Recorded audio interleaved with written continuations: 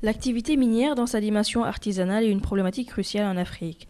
À cet effet, la Commission économique des Nations Unies pour l'Afrique discute sur l'exploitation minière artisanale et à petite échelle, dans l'ambition de faire de ce secteur un levier du développement socio-économique de réduction de la pauvreté. En fait, l'objectif de cette réunion est de réfléchir et de faire des recommandations aux États sur l'exploitation artisanale et la mine à petite échelle.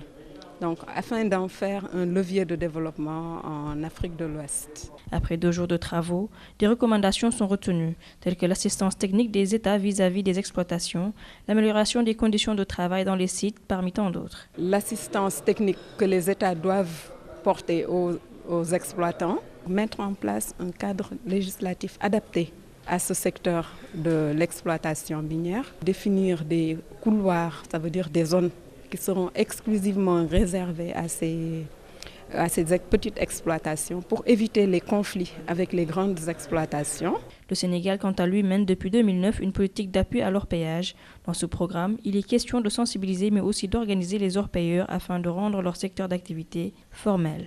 Vous savez, le Sénégal a très tôt pris conscience de tout cela et déjà en 2009, nous avions initié un programme d'appui à l'orpaillage. Donc, il y avait un programme qui avait été initié et dans lequel il y avait des volets sensibilisation par rapport à la santé, à l'environnement. Et à l'issue, nous avions essayé de réorganiser les orpailleurs, de les mettre en groupement d'intérêt économique et de leur délivrer des autorisations afin de les rendre formels. Et présentement, donc, il y a un arrêté qui a été pris pour un peu réglementer ce secteur et mettre à la disposition des exploitants des cartes d'orpailleurs qui nous permettent de les recenser et d'avoir une idée de leur nombre et de pouvoir les positionner sur les sites. Une grande exploitation des femmes est aussi notée dans les sites d'orpaillage, situation décriée par les associations de femmes dans notre pays. Les femmes sont très présentes dans ce secteur, mais il faut dire qu'elles ne sont pas toujours à la bonne place parce qu'elles sont utilisées pour concasser, pour laver.